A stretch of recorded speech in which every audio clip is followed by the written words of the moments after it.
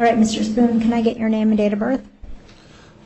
Stephen Anthony Spoon, 52185. You're here on a Superior Court new case. Do I have appearance from counsel? George Kellerman, Maricopa County Attorney's Office. Good evening, Your Honor. Thank you.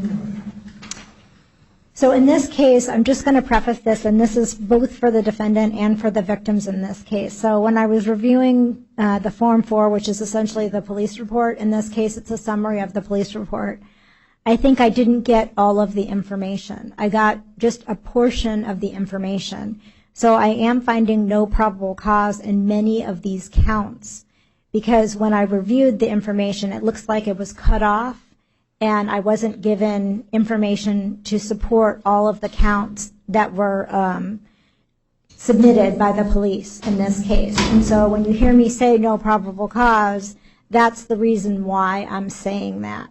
Any charges where I'm saying there's no probable cause, those charges likely could be brought back at another court date. It's just for today only I'm saying there's no probable cause. And again, that's because I didn't believe there was enough sufficient factual support for those charges.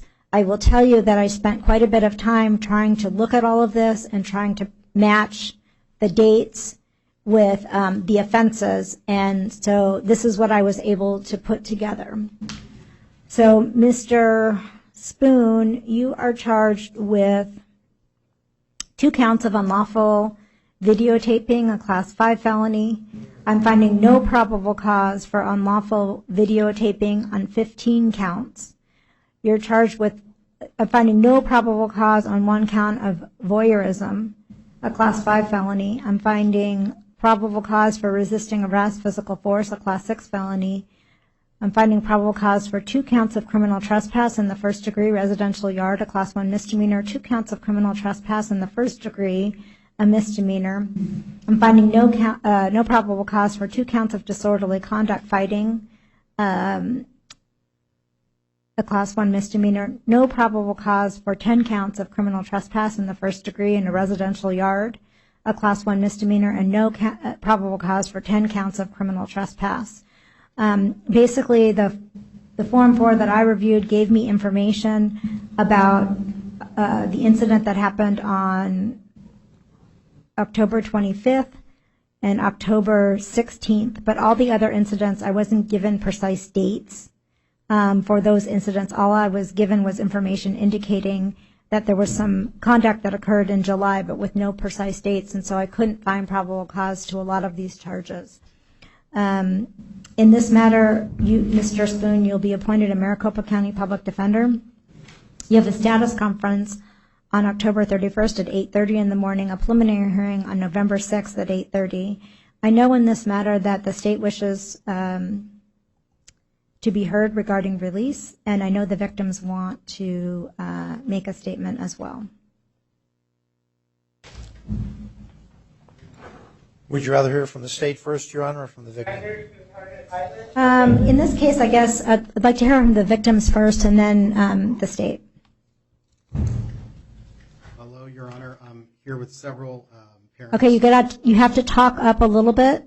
Sorry. Hello, Your Honor. I'm here with several parents, and we are representing about 35 to 40 families of 14 and 13-year-old girls who have been impacted by this gentleman's actions, and we feel strongly that he still poses a risk and that him being released is not desirable, but that at a bare minimum we would hope that some form of electronic monitoring would be imposed if he were to be released for the safety of these 13 and 14-year-old girls. Thank you. Thank you. State? George Kellerman, Maricopa County Attorney's Office. Good evening.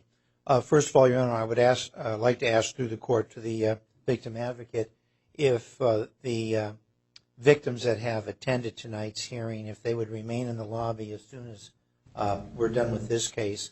I'll go out and I'd like to meet with them briefly. As the court knows, he is entitled to be released because this is a fully bondable offense under Arizona law. That being said, the state does agree that he does pose a significant danger within the community. By his own admission, as contained in the Form 4, he thanked the police for arresting him, saying that he was not sure that he could control himself. So with that in mind, the state is requesting that the court set bond in no less than the amount of $20,000, that it impose electronic monitoring as required by statute, that he is to have no contact with any minors, and whatever other terms that the court wishes to impose. Thank you.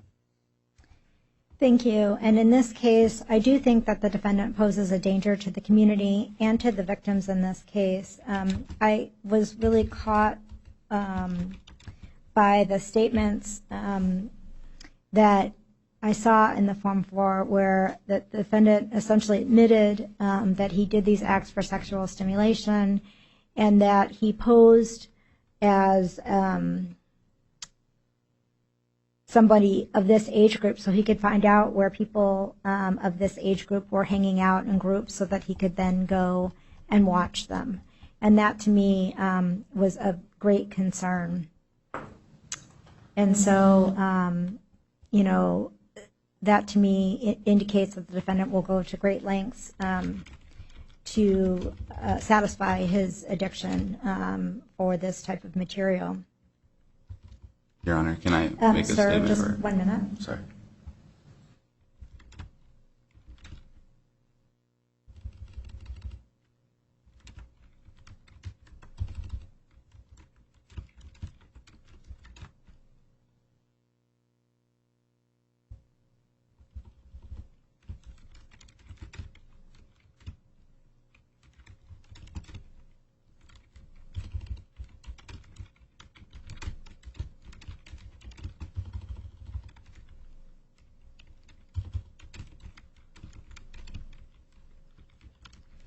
All right, so sir, I'm going to caution you.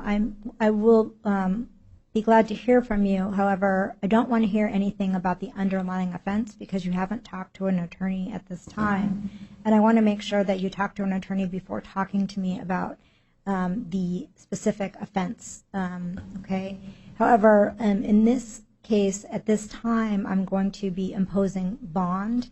And so you can talk to me about what you think is the appropriate bond in this case, and I'm happy to hear from you, and I will make a decision regarding what is appropriate. Like I said, I would definitely, from the bottom of my heart, like to apologize. This is something that I realize now is a problem, and I do want help, and I could promise you this will never happen again. Like, I want to be a good person. I've never been in trouble before. Like, this is something I would do anything to get help for, and like I said, I, from the bottom of my heart, want to apologize. And like I said, I'm more than happy to wear the monitoring because this is something that will never happen again, ever, and that I promise. Thank you, sir. And like I said, I do, from the bottom of my heart, apologize. And I wrote a letter. I hope that the person that I wrote the letter to received it and knows that I am sorry.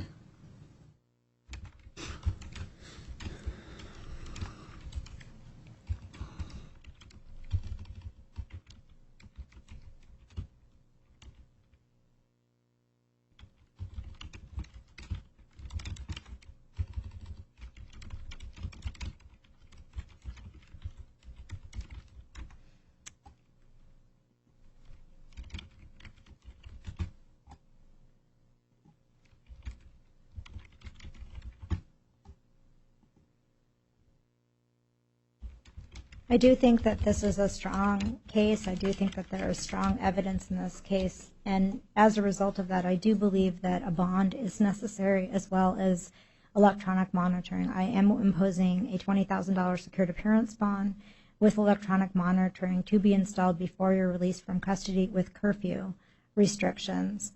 I'm also very concerned about you returning to the scene of any of these offenses, that you have any contact with any victim, no contact with any complainant, no contact with any arresting officers, that you do not possess any drugs without a valid prescription, you do not drive a motor vehicle without a valid license, you must continue to provide the court proof of your local address.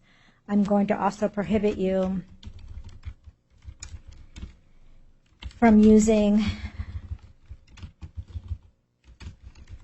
a smartphone, computer, or other electronic device to videotape.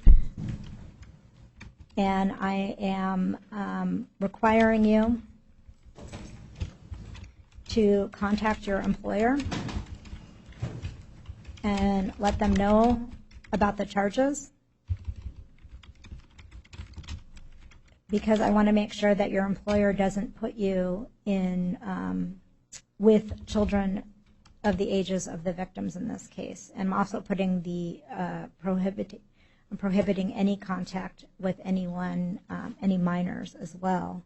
But I want to make sure that your employer knows about this so that they don't, it doesn't impact you having contact with underage females while you're at work.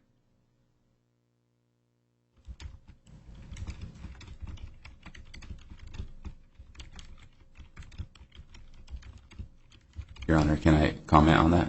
You can. Like I said, I do want help, and I definitely agree with that, just because, like I said, I was trying to start to go to like sex addiction classes and stuff on my own, and then I kind of relapsed, and I know that I need more than that, and I'm willing to do anything to get that help, you know what I mean, to make sure, like I said, I'm not put in that situation. Okay, well, great. Well, I appreciate your, you've been very cooperative, and I think part of this whole process is the fact that you have identified this as an issue and that you're willing to seek treatment. I want treatment, yes, is actually Your Honor. really important. So hopefully that'll be something that does happen in the future.